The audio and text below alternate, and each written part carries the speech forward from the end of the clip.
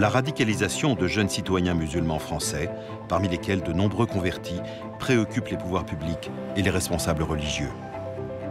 Des centaines de jeunes se sont engagés dans ce qu'ils appellent le djihad, en Irak et en Syrie.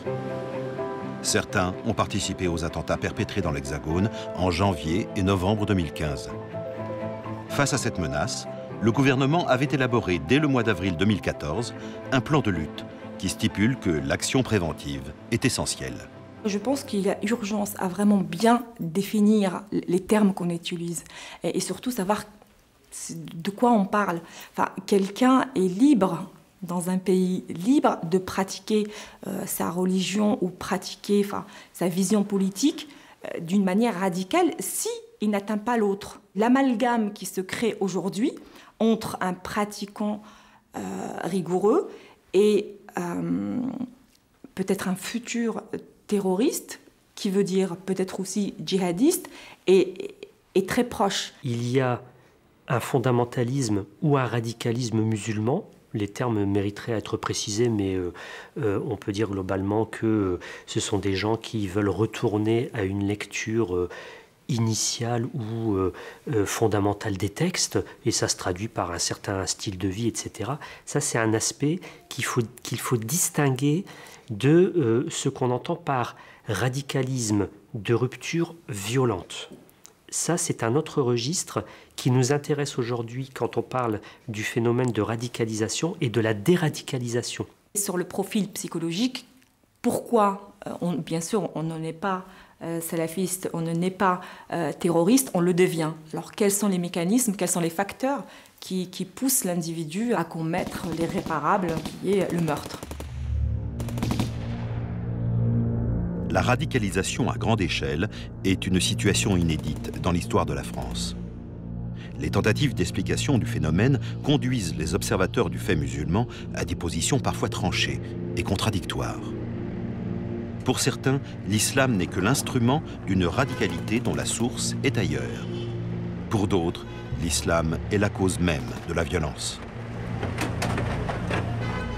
Daesh se greffe sur un univers de sens ou une vision du monde qui est déjà préexistante chez les musulmans. Par exemple, le thème de la fin du monde est connu dans les traditions religieuses monothéistes notamment, et il consiste à dire que ce monde a une fin, il y a des signes qui nous indiquent les étapes pour parvenir à cette fin, et Dieu va séparer à un certain moment les bons et les moins bons, c'est-à-dire ceux qui croient au message et ceux qui ne croient pas au message. Et cela préfigure bien entendu la fin totale du monde et la résurrection. Il y a une espèce de sidération et d'attirance, parce qu'on s'identifie toujours quand on est enfant, par exemple. On a tous des héros, on naît avec des héros, on rêve d'être tel et tel personnage, bien sûr, imaginaire. Mais quand on devient adulte, normalement, on n'a plus besoin de chercher un héros. Aujourd'hui, les héros, c'est les plus forts, et les plus forts, entre parenthèses, c'est ceux qui commettent les actes horribles, les actes terroristes. Vous devez être les acteurs de ce changement, et vous devez rejoindre l'entité qui va être le moteur de ce changement à l'échelle de la planète.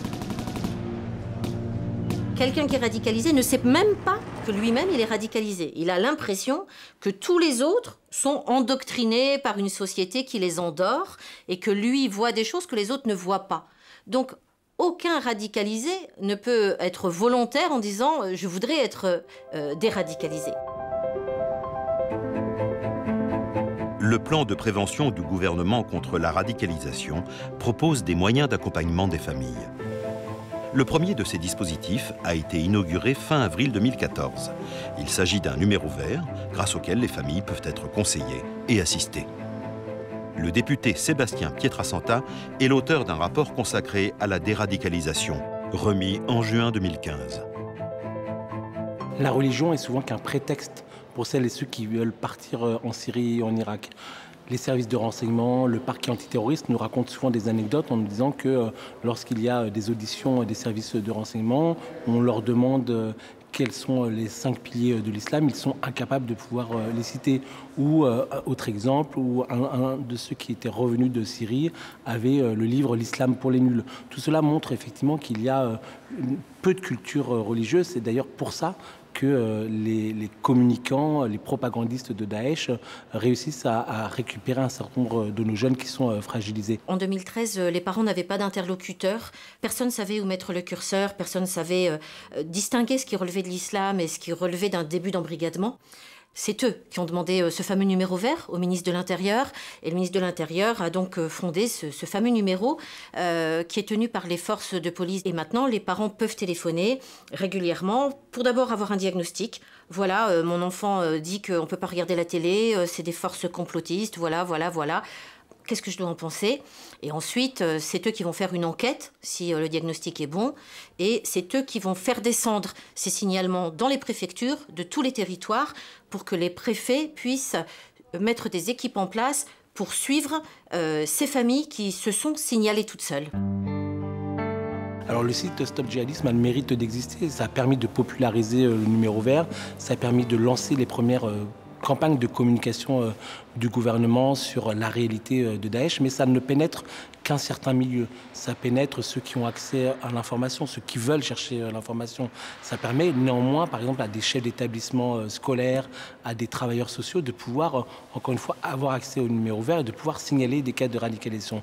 Mais en même temps, ça ne pénètre pas les milieux les plus modestes ou les milieux les plus reculés, les jeunes de nos quartiers, parce que ça reste une institution gouvernementale. Et avec tout ce qu'on appelle la théorie du complot, on voit bien les limites pour arriver à toucher ces jeunes-là. Quand les familles sont de classe populaire, téléphoner à un numéro vert qui est tenu par la police pour dire « je pense que mon enfant est radicalisé », c'est pas facile. Et dans un quartier déjà stigmatisé, il se dit « mais on est complètement fichu si en plus on dit qu'il y en a un des nôtres qui est en train de basculer ». Les appels au numéro vert du site Stop Djihadisme témoignent de la difficulté des familles et des professionnels à identifier les signes d'une possible radicalisation. Les outils d'analyse et de traitement du phénomène ne sont pas encore tout à fait fiables. Il n'y a aujourd'hui pas de profil type du djihadiste. C'est toute la difficulté que l'on a. On a 2000 ressortissants français qui sont impliqués dans les filières irako-syriennes. C'est évidemment quelque chose d'immense, d'important. Tous les départements français sont concernés, que ce soit les départements ruraux ou les départements urbains. On a un quart de convertis.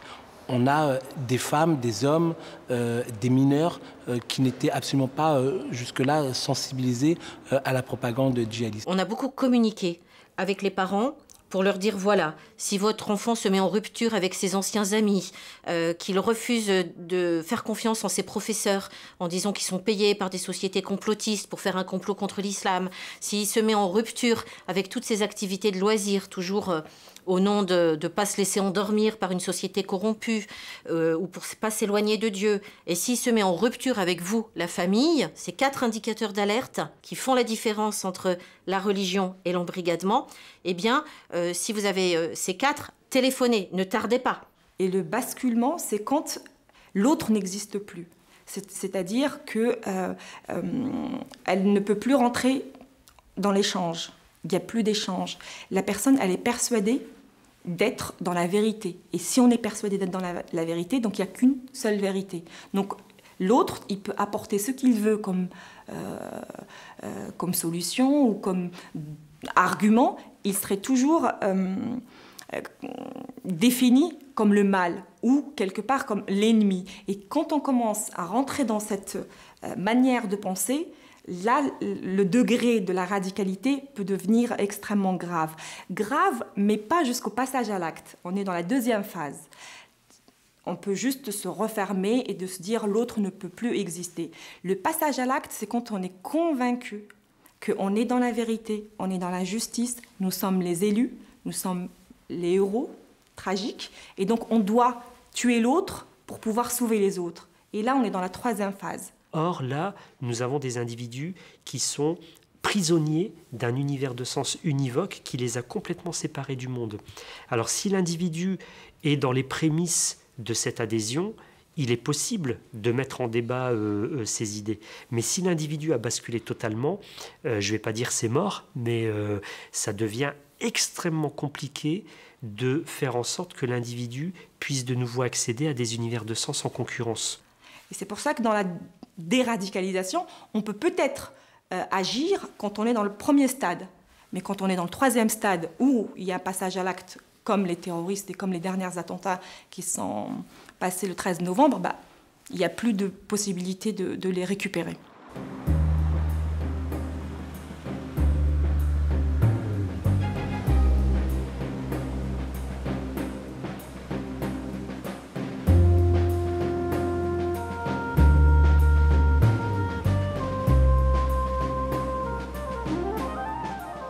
La difficulté dans la déradicalisation, c'est pas l'embrigadement idéologique, c'est l'embrigadement relationnel. C'est-à-dire que le jeune, quand il part dans la radicalité, il va adhérer à un groupe et il va adhérer à une idéologie. Tout ça, c'est entremêlé. Et c'est parce qu'il adhère au groupe qu'il adhère à l'idéologie, c'est parce qu'il adhère à l'idéologie qu'il est lié en fusion aux membres du groupe. Et les adolescents, la difficulté, c'est pas de désamorcer l'idéologie, ça on y arrive avec des repentis, mais c'est de les couper du groupe parce qu'ils se sont sentis en fusion, ils se sont sentis valorisés, ils se sont sentis comme s'ils étaient les mêmes, comme si ils devenaient invincibles, qu'ils avaient plus peur de rien, de la mort, de la maladie, de perdre leurs parents. Et ce sentiment-là de fusion au sein du groupe, on met des mois. Et la tribu numérique, c'est-à-dire leurs nouveaux amis virtuels sur Internet, c'est très important. Et ils ont tendance, pendant la période de stabilisation, à se rebrancher. Et c'est là qu'ils retombent. Donc, ils retombent par besoin du groupe. Et parfois, il faudrait les mettre dans des centres fermés où il n'y ait plus Internet, pour qu'on puisse, faire une désintoxication de cette addiction à la tribu virtuelle qui est le groupe radical sur Internet. Et la grande différence entre Daesh et Al-Qaïda, par exemple, c'est que Daesh a recruté des personnes qui sont endogènes à nos sociétés occidentales. Donc, par exemple, ce sont des Anglais qui ont intégré Daesh, qui parlent aux Anglais, ce sont des Français qui parlent aux Français, ce sont des Allemands qui parlent aux Allemands, etc. Donc, la capacité d'atteinte de Daesh, elle repose aussi sur un discours très élaboré. À côté des dispositifs officiels de prévention de la radicalisation, de nombreuses initiatives sont prises sur le terrain. Installée à Garges-les-Gonesse, en région parisienne, l'association Espoir et Création mène depuis plusieurs années des actions pour promouvoir la jeunesse des cités. Espoir et Création est une association qui est liée à la culture, l'art. C'est une association de proximité qui est située à Garges-les-Gonesse. À côté, on a souhaité créer un projet qui se nomme Urban Street Reporter. Il a commencé depuis cette année. Et c'est un projet commun avec les jeunes. C'est eux qui ont développé ce projet. On a trois étudiants en journalisme qui ont souhaité mettre leur talent au service des autres, au service des plus jeunes. Donc des collégiens et des lycéens. La radicalisation, c'est le fait de politiser la pratique religieuse d'une personne et de vouloir établir un État, etc., par les voies pacifiques ou par les voies de la violence. Cette définition, est-ce que vous l'avez un petit peu titillée? C'est-à-dire que la radicalisation, elle peut être que violente, selon vous? Non. Morale. Morale? Tu veux dire que la violence peut être morale? Oui, je sais. D'accord. Donc pour vous, une personne qui serait radicalisée, il est politisé. Ça veut dire quoi? Ça veut dire qu'il est dans un parti politique ou qu'il a des opinions politiques? Non, j'ai dit c'est des gens, quand ils parlent, ils te retournent le cerveau quand ils parlent. D'accord. Ils font comment pour te retourner le cerveau? Ils te parlent de quoi? Ils font quoi? Ils te parlent de la religion, ils font semblant d'être ton ami. Voilà. Ils croient dire la vérité. Ils pensent que certaines personnes sont naïves, ils en profitent et ils leur font croire plusieurs choses alors qu'ils s'y connaissent pas. Donc on va dire ils profitent de la naïveté de certaines personnes. D'accord. Donc c'est des gens...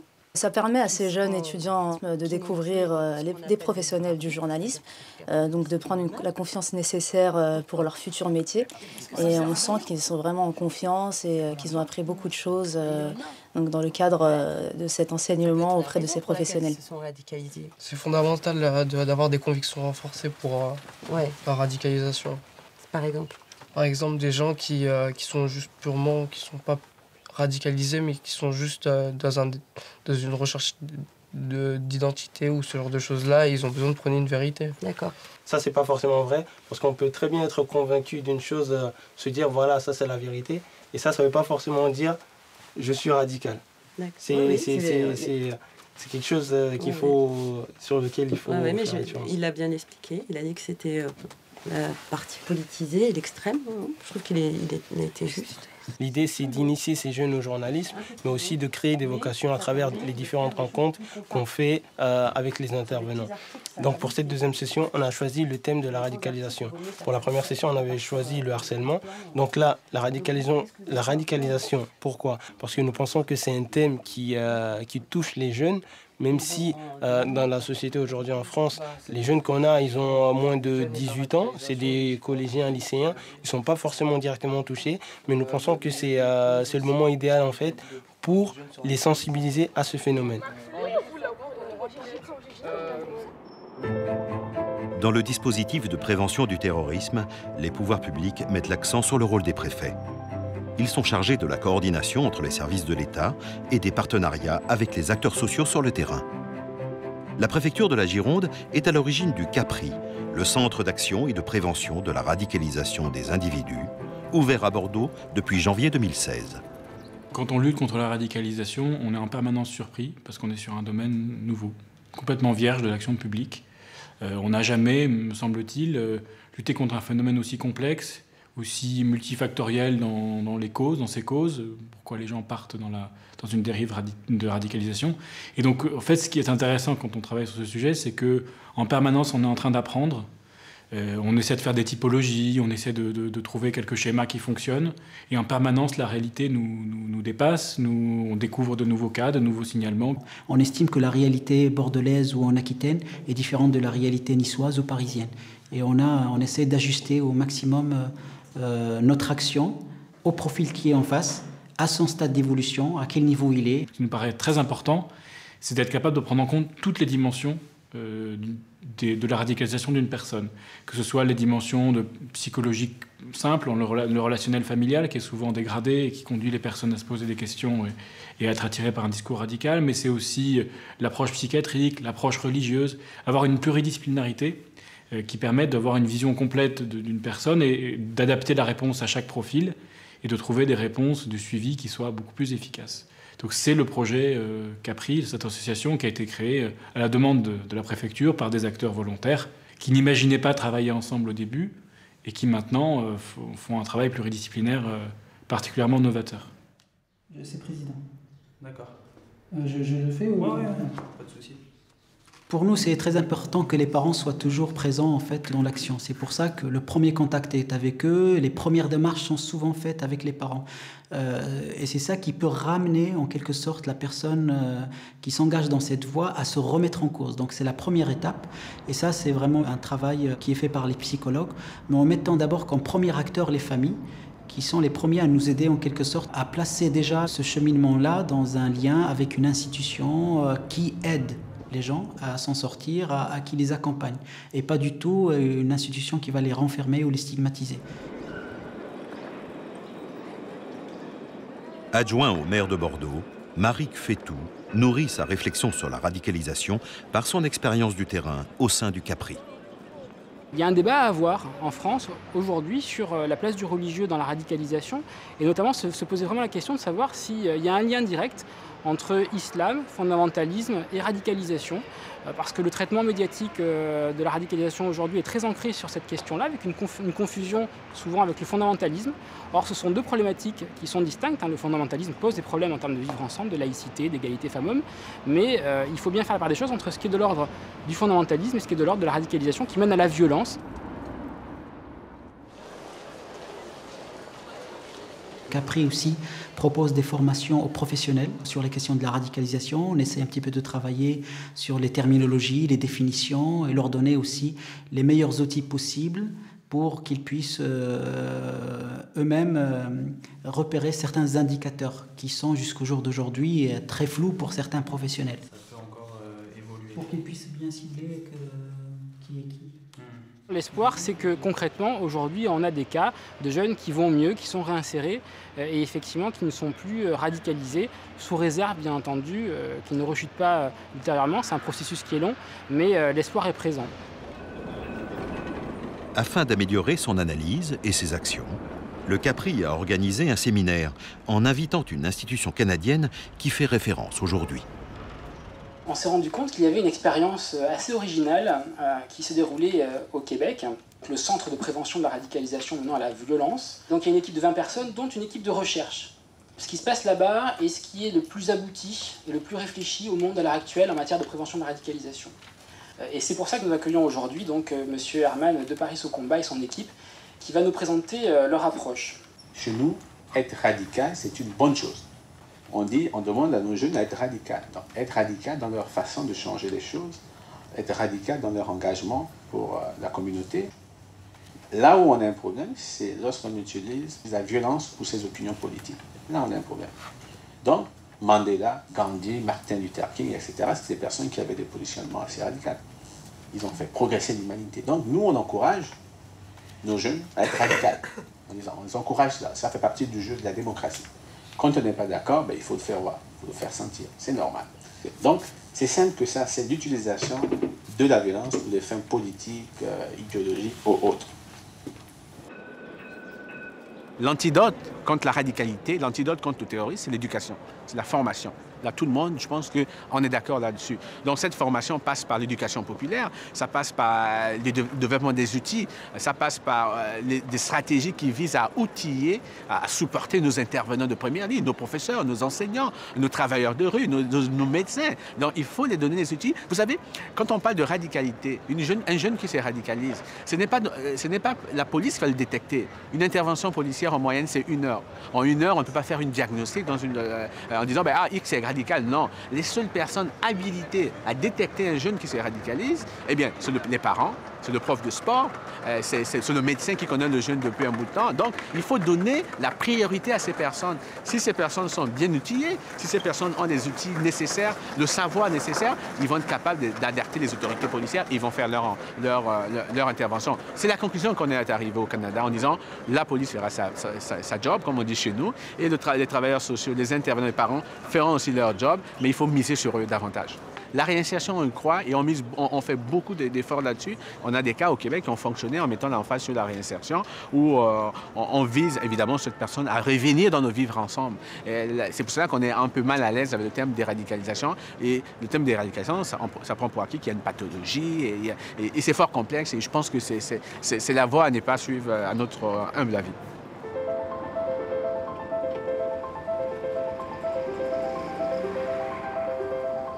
Moi, je considère qu'il faut d'abord mettre l'accent sur la déradicalisation, la lutte contre la radicalisation en prison. Il faut pouvoir agir plus efficacement en milieu carcéral. C'est vraiment le travail qui doit être fait. Et puis après, il y a un travail de fond qui doit être fait au sein des établissements scolaires, notamment sur la question de la théorie des complots, de pouvoir expliquer les principes républicains. Tout cela est à la fois un travail de court terme, mais également de long terme.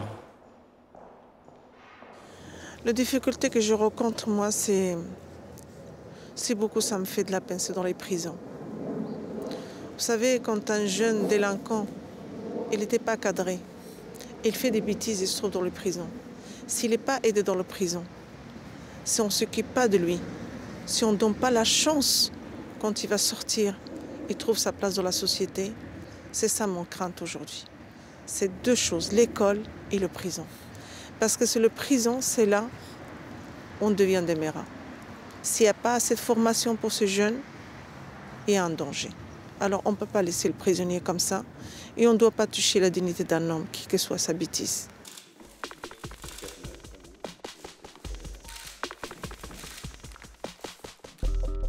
Dans son nouveau plan de lutte, présenté en mai 2016, le gouvernement préconise une meilleure prise en compte du phénomène de radicalisation dans les prisons.